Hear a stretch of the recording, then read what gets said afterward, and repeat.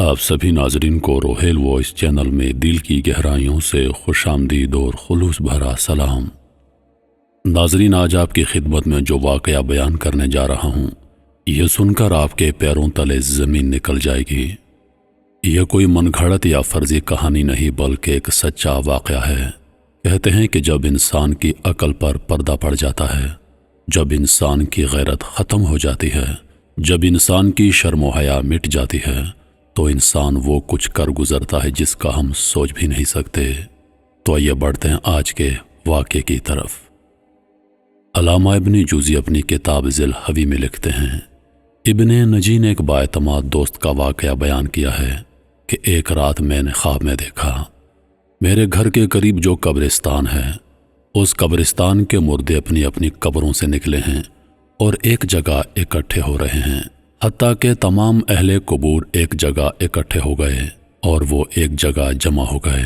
پھر انہوں نے گریہ وزاری شروع کر دی اور گڑ گڑا کر دربار الہی میں دعا کرتے ہیں، یا اللہ، تو فلاں عورت جو صبح مر گئی ہے وہ ہمارے قبرستان میں دفن نہ ہو، یا اللہ ہمیں اس سے بچا لے۔ یہ گریہ وزاری سن کر میں نے ایک مردے سے پوچھا، ماجرا کیا ہے؟ تم یہ دعا کیوں کر رہے ہو؟ اس نے بتایا، جو عورت آج مری ہے وہ جہنمی ہے، اگر یہ ہمارے قبرستان میں دفن کر دی گئی تو ہمیں اس کا عذاب دیکھنے میں تکلیف ہوگی، اس لیے ہم گریہ وزاری کر رہے ہیں اور گڑ گڑا کر دعائیں مانگ رہے ہیں۔ یہ سن کر میں بیدار ہو گیا اور سخت معتجب ہوا۔ صبح ہوئی تو قبرستان کی طرف نکلا اور دیکھا کہ گورکن قبر کھودنے والے قبر کھود چکے ہیں۔ میں نے ان سے پوچھا، یہ کس کے لیے بنائی گئی ہے؟ انہوں نے بتایا، ایک مالدار تاجر کی بیوی فوت ہو گئی ہے، اس کے لیے قبر کھودی گئی ہے۔ میں نے ان کو رات والا منظر بتا دیا۔ قبر کھودنے والوں نے واقعہ سن کر قبر بند کر دی۔ اب میں انتظار کرنے لگا کہ کیا ہوتا ہے۔ تھوڑی دیر گزری تو چند آدمی آئے اور گورکنوں سے پوچھا، قبر تیار ہو گئی؟ انہوں نے جواب میں کہا، یہاں پر قبر نہیں بن سکتی کیونکہ نیچے کیچڑ ہے۔ وہ آدمی یہ سن کر دوسرے ڈیرے پر چلے گئے۔ چونکہ وہاں بھی خواب والی بات پہنچ چکی تھی، اس لیے انہوں نے بھی قبر کھودنے سے صاف انکار کر دیا۔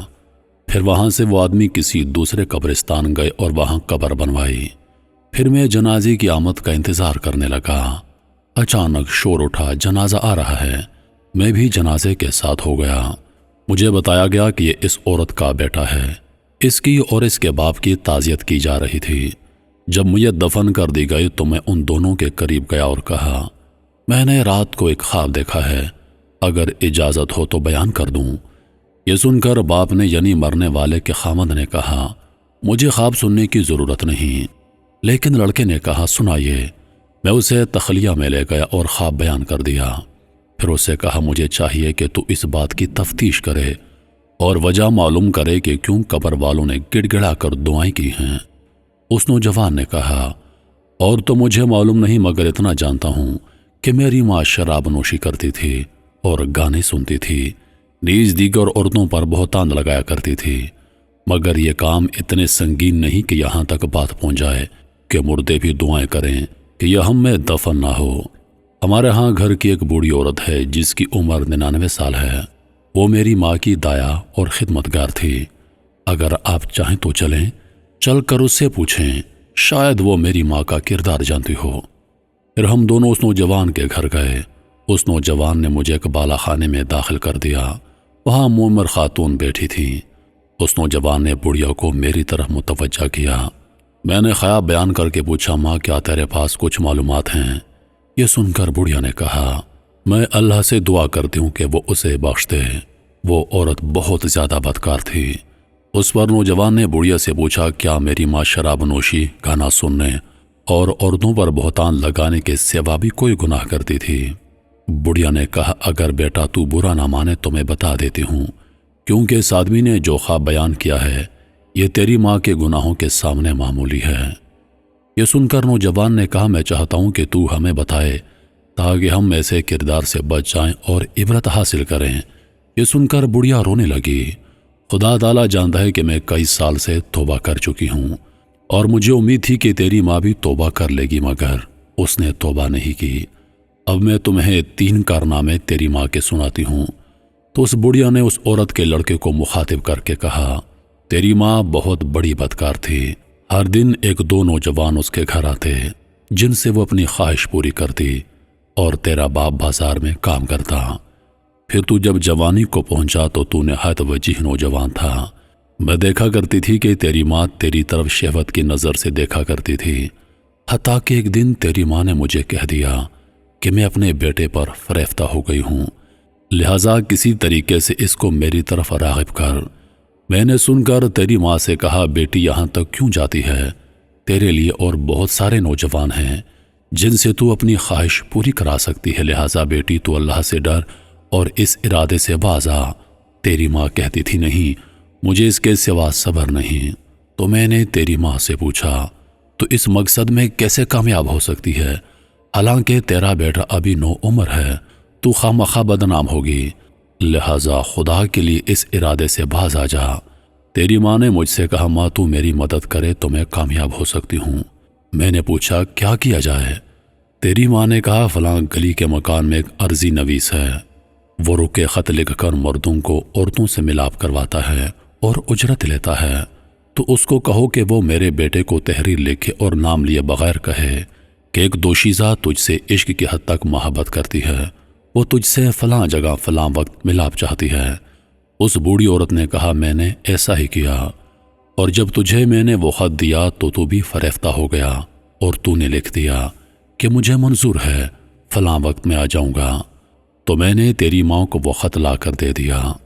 تیری ماں نے جواب پڑھ کر کہا، اماں تو میرے بیٹے سے کہو کہ فلاں وقت فلاں جگہ آ جائے، اور تو فلاں بلا خانہ اچھی طرح تیار کر اور اس میں پھل اور خوشبو وغیرہ کا انتظام بھی کر، اور تو میرے بیٹے کو یہ بھی کہے کہ جس عورت نے تجھے بلایا ہے وہ ابھی دوشیزہ ہے، وہ روشنی پسند نہیں کرتی، بلکہ یہ کام اندھیرے میں بہتر ہے تاکہ تمہارے والدین کو تم پر شک نہ گزرے۔ پھر میں تیرے پاس آئی، تو نے یہ بات مان لی اور رات کا وقت مقرر ہو گیا۔ میں نے تیرا جواب تیری ماں کو پہنچایا تو اس نے بہترین کپڑے پہنے، عمدہ خوشبو لگائی، اور وہ اس بالا خانہ میں پہنچ گئی، اور تو بھی وہاں پر پہنچ گیا، اور پھر داد و عیش سحری تک جاری رہا۔ پھر تو وہیں سو گیا تو میں نے صبح کے وقت آ کر تجھے جگایا۔ پھر چند دنوں کے بعد تیری ماں نے مجھ سے کہا، اماں میں اپنے بیٹے سے حاملہ ہو گئی ہوں، اب میں کیا کروں؟ میں نے کہا، مجھے تو کچھ سمجھ نہیں آتا کہ تو کیا کرے، لیکن تیری ماں کسی ہلے بہانے سے تجھ سے اپنی خواہش پوری کرتی رہی۔ حالانکہ ولادت کا وقت قریب آ گیا تو تیری ماں نے تیرے باپ سے کہا کہ میں بیمار ہوں، میں چاہتی ہوں کہ کچھ دن اپنی ماں کے پاس رہ جاؤں، تو تیرے باپ نے اجازت دے دی۔ پھر میں اور تیری ماں تیری نانی کے گھر چلی گئیں، وہاں ایک کمرے میں رہائش رکھ لی، اور جب ولادت کا وقت آیا تو میں ایک دایا کو بلا کر لائی، تو تیری ماں کے ہاں بچہ پیدا ہوا جو کہ تیری ماں نے مار دیا، اور پھر ہم نے وہ بچہ دفن کر دیا۔ کچھ دن گزرے کہ تیری ماں نے مجھے کہا، اب میں پھر اپنے بیٹے سے خواہش پوری کرنا چاہتی ہوں۔ میں نے کہا، بیٹی جو کچھ ہو گیا وہ تیرے لیے کافی نہیں۔ تیری ماں نے کہا، مجھے صبر نہیں ہے، اور پھر اسی طرح یہ سلسلہ دوبارہ سے شروع ہو گیا۔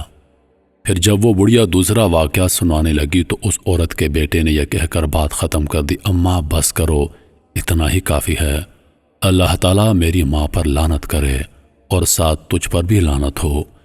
یہ کہہ کر وہ اٹھ کھڑا ہوا اور میں بھی اس کے ساتھ اٹھ کر باہر آ گیا۔ کاش وہ بڑھیا دوسرے 2 واقعات بھی سنا دیتی۔ اندازہ کیجئے کہ جب انسان کی شرم و حیا ختم ہو جائے تو وہ کس قدر پستی میں چلا جاتا ہے۔ ہمیں چاہیے کہ اس واقعے سے سبق حاصل کریں۔ آج کل فیس بک، انٹرنیٹ، ٹک ٹاک، اس طرح کی اپلیکیشن جب عام ہو جائیں، جب موبائل فون ہر لڑکی کے ہاتھ میں آ جائے، جب انٹرنیٹ کی دنیا تک ہر لڑکی کی رسائی آسان ہو جائے، تو اسے واقعات ہونا کوئی بڑی بات نہیں۔ محترم ناظرین، ایک مرتبہ پھر بتاتا چلوں کہ یہ کوئی من گھڑت یا فرضی کہانی نہیں، بلکہ ایک سچا واقعہ ہے جو کہ کتاب ضم الحوی میں لکھا گیا ہے۔ آپ چاہیں تو اس کتاب کا مطالعہ کر سکتے ہیں۔ انہی لفظوں کے ساتھ میں اجازت چاہوں گا، اس امید کے ساتھ کہ سانسوں نے وفا کی، تو اگلی بار ایک اور ویڈیو لے کر آپ کی خدمت میں حاضر ہوں گا۔ تب تک کے لیے خدا حافظ۔ اللہ پاک آپ سب کا حافظ و نگہبان۔ ہنستے رہیے اور ہمیشہ مسکراتے رہیے۔